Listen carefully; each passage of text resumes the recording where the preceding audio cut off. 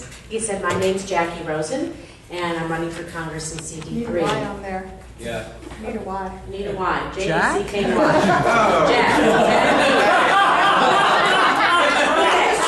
It's an LGBT I just meeting. wanted to make this. You saw John Spear and John Clyde come in. They're my friends. And when you go to the Johns, the Johns are named after them, so maybe we'll call it the Jacks now. I don't know. That's fine. So anyway, I'll be really brief, and I'll tell you a little bit about me because we just have a few minutes. So I've lived in Southern Nevada 36 years. I moved here, my family moved here 40 years ago, and I followed them after college 36 years ago. I started my career in computers, writing software and woman in technology, and like I was telling some people here, I started with those computer card decks, and we used to carry them around campus for those of you old enough to remember. It's I remember them well. Computers have come a long way. So I work for a lot of big firms here. I met my husband. He's a radiologist. He works at the VA hospital for the last 10 years serving our veterans, and raised my daughter Miranda here. She's a product of the public schools, and I'm happy to say she's doing really well. She's a sophomore in college. She knows it all, but that's an entirely another story, so we'll go from there. Anybody who's had a teenage and a kid in college. Through that time, I actually quit work because I was blessed to have my parents and my in-laws live here, but they all got old and sick at the same time, and we were the only kids here. So I was very fortunate that I was able to advocate for them. I had a teenager at home and 4 aging parents, so I went through what I call rehab, not the Brad Pitt celebrity rehab, but broken neck, broken hip, Alzheimer's, care with the VA, terminal cancer, hospice, healthcare, Social Security, Medicare. So when I speak about a lot of those things, I can really speak about that. And then for the last 3 years, I have been very blessed to be the president of a congregation near to me, the largest Reformed synagogue in the state of Nevada. And if you've seen our 10-acre campus on 215 in Valley Verde, you can see about $1.5 million worth of solar panels we were able to put in. And we balance a budget of almost $2.5 million a year, and we serve as an anchor for the community. So the last few years, what I've really seen, besides what I've lived in my own life, working, raising a family, and taking care of my parents, you see that spectrum because people come to their faith-based community not just when times are good, but when times are bad. Especially, they need support. We partner with community groups like all the AA, NA, OA. We have Action Team, Shade Tree, Nevadans for the Common Good, Family Promise. We partner with all these groups around the community. We've partnered here with Michael Domingo in the center to work on, I was at an interfaith breakfast the other day in my role as president a couple weeks ago. So we partner, and you get to see that really broad spectrum of what happens here. And I've lived in this district for almost 40 years. I know, all my friends have lived here, and everything good that I know about it is here, and I want to create a legacy going forward. In my closing speech, I'll talk about some of the other things that are really important to me about that, too. So, did I make it on time? You did. That's pretty good. There you go. So practicing in the mirror. Yeah, you know. Andrew Davies here to answer questions. Yes. Honestly, I originally had something else in mind, but because we're a little pressed for time and we have a very special question coming up. Sure. Okay, if we bring Andrew Martin over up here. Okay. Oh, okay. Well, you didn't even want to read it, did you? He gets to ask his own question there. I'm honored. Andrew? Guess I could. Be careful. It's kind of tangled Okay. there. Well, thank you, Andrew. Thank you, Jackie, Chris, everybody. Really, we can stipulate to the fact that, they're all good Democrats. This is more of a technical tax reform question because, as you may or may not know, the U.S. House is basically in charge of our nation's money and the tax code. So this is like one of those Jeopardy questions. And if you want to ask me what it is, okay, I will be happy to define it because I'd like to get the other candidate's opinion too. It's not a trick question, but I think it's an important one while we're talking about tax reform and what you may be doing as a congresswoman. Can you define for us your understanding of what carried interest is and whether or not you think this tax law needs to change and what that change, if any, should be? Oh, Now, I have looked a little bit about the carried interest, but you can go ahead and explain it, because that would probably... So I want her to explain it. You want, No. that's fine, but I mean, it's Not a too pretty... people, not too many people probably could explain. Okay, what carried interest is, and it's important because this is one of those sneaky, creepy things in the tax code. Being a CPA, you all know me from another life, but my first and foremost passion is being an accountant.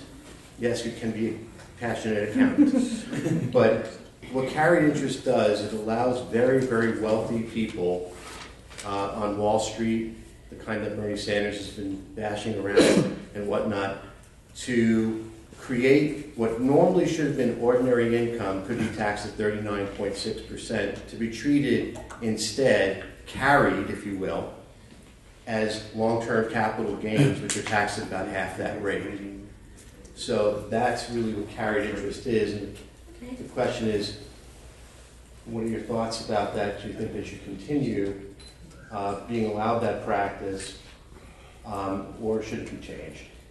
And how would you change it? And it's a loaded, it's a tough question. You know, it's not a loaded question, but it's certainly a question that requires a little bit of research, because it's a very complicated issue in the way that our tax code is, the way we have the different margins, the alternative minimum tax. And all. As a programmer, I wrote a lot of apps before they were apps, and a lot of them were for accountants. So it does take a lot of research and a lot of things to look at that.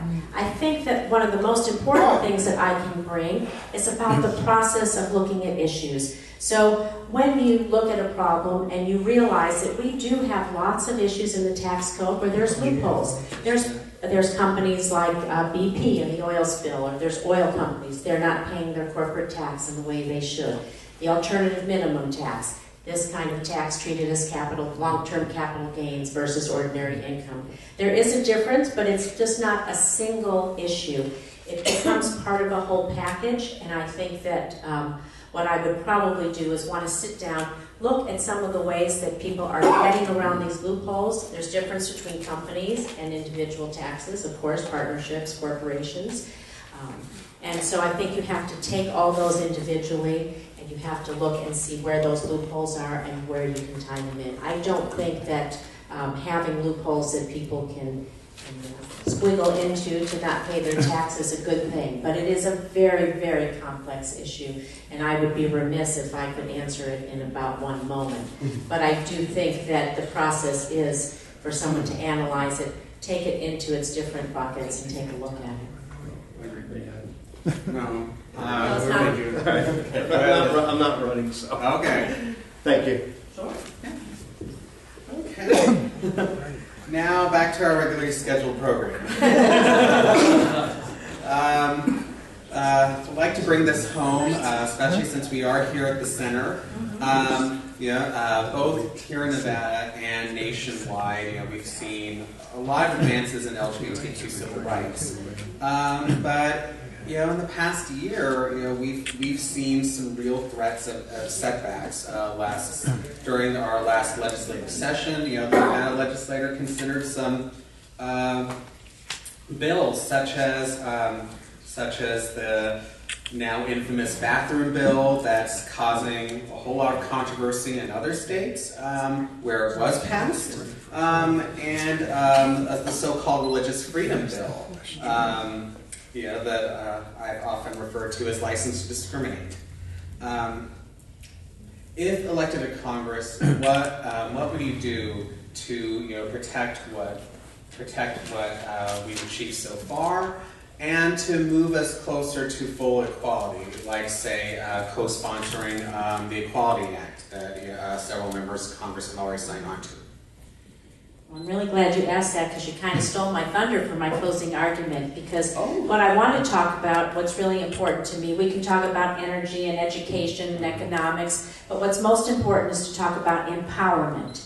And so what I think makes America great is the ability that when we empower people through education, through resources, through civil rights, through human rights, through equal pay, through equal work, reproductive freedom, the freedom to be your authentic self, go to the bathroom where you choose. Thank you very much. You could be Jack or Jacky Rosen, okay? I think that's okay. That's okay, right? So I really think that It's about empowering people and allowing all of us, because America does better when everyone has the opportunity to be their best self. So by closing and building walls and doing this kind of discrimination, I'm absolutely 110% against it. I would do everything to fight it, and I would fight it, like I said, either way, Jack or Jacky Rosen, you can take that one to the bank. Let's see, I didn't write one down, but I guess should I write or just ask you can him? hold on just a moment. Staying on the topic of civil rights, we all saw as the Supreme Court heard oral arguments on DAPA, the executive order President Obama attempted late in 2014 to change the prioritization for deporting undocumented immigrants. I'm sure you'll be asked this a lot going forward, so we might as well get started now.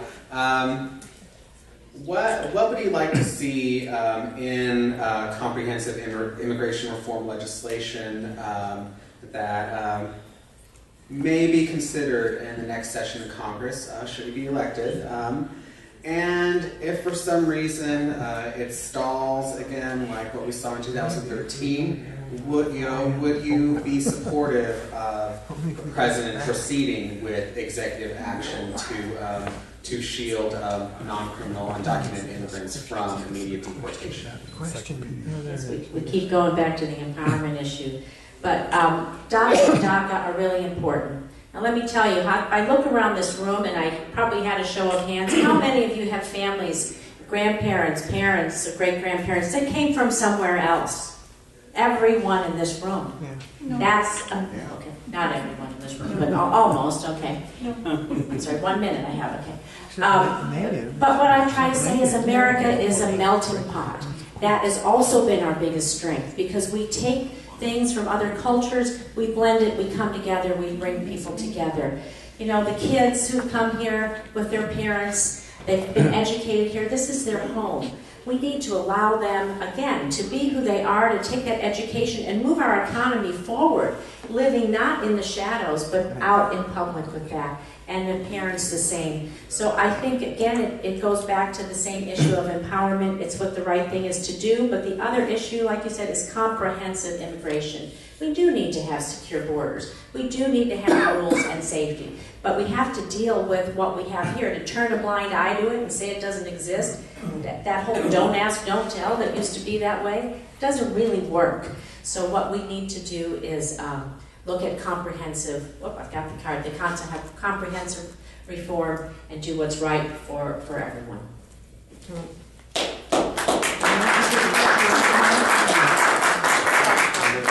That your closing statement? That was the answer to a question. Mm-hmm. Can I ask a quick question? Or later? Is it for all of them?